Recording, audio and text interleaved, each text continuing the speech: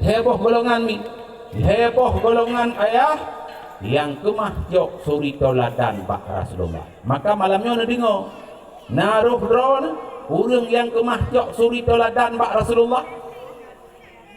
Golongan pertama nak pegah di Allah, orang yang kemah jok suri toladan bak Rasulullah, limang kana yarjullah, hanya orang-orang yang selalu berharap riza Allah.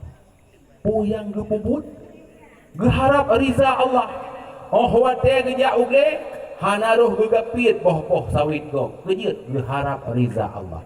Oh wate geja ublang hanaruh getingku boh tibai go gejeut geharap riza Allah. Nya limang kana yarjullah, urang-urang yang sabe-sabe geharap riza Allah, nyan urang nyan tuh yang kemah jok suri tauladan bak Rasulullah sallallahu alaihi wasallam. Golongan yang kedua yang kemah jok suri tauladan bak Rasulullah wal yaumal akhir, urang-urang yang geharapna uro akhirat. Hana geharapna uro akhirat hang petih. Nyan urang yang han patihna uro akhirat han kemah ngejok suri tauladan bak Rasulullah sallallahu alaihi wasallam. Golongan yang kedua wa zakarallaha katsira, hanya orang-orang yang selalu menyebut-nyebut Allah yang Maha Kuasa, selalu berzikir kepada Allah.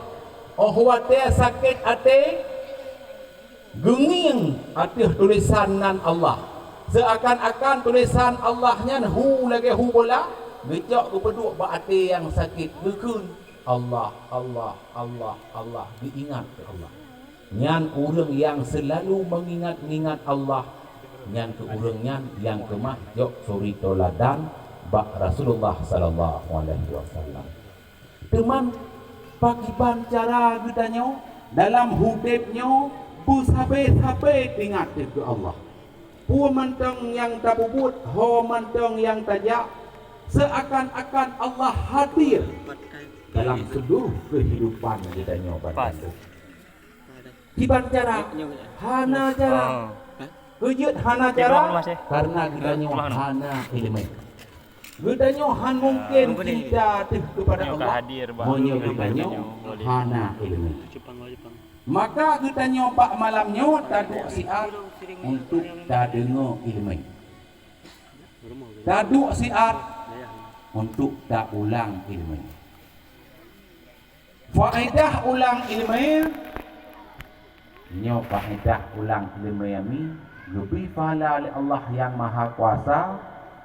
Lagi ibarat kita nyoba kalih dak ibadat 60 pun.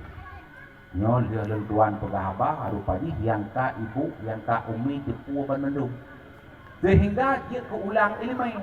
Allah beri pahala ulang ilmu lebih kot ulang ilmu ibadat 60 pun. Teman menyona mutamah ilmu waktu ada dengar apa dakwah bak malamnya atau kata-kata silaturahmi bak malamnya dia ke mutamah ilmu. Nyan menyujud ke mutamah sabuh bab ilmu lebih pahala oleh Allah lagi ibarat kalih menjak wajib dan lagi ibarat kalih menjak umrah. Dumna le jak wajib dengan jak umrah. Dumna nyawa. Dumle, bule dan yang na bak tubuh. Nyan dumna le pahala lebih Allah dengan mutamah sabuh bab ilmu bak waten duk malamnya. Gepegah oleh Abu Darda salah siro sahabat Rasulullah sallallahu alaihi wasallam. Faedah ulang ilmu lebih god ibadat 200 pun. Maka ayah orang Ciklun yang dirahmati oleh Allah pak malamnya sambil neduk siap nenit pahala. Ya Allah, lunduk siap pak majlis ilmu neberi Allah betul pahala kepada orang Ciklun. Nyan per 5 minit neduk lebih pahala oleh Allah lagi ibarat kalih na sedekah 5 boh unta. Hana nulis musabah huruf, hana kun musabah ayat, neduk mentang per 5 minit dikirim pahala oleh Allah kepada urusi yang kanwa Allah yang Maha Kuasa ibarat kali nama sedekah 50 unta.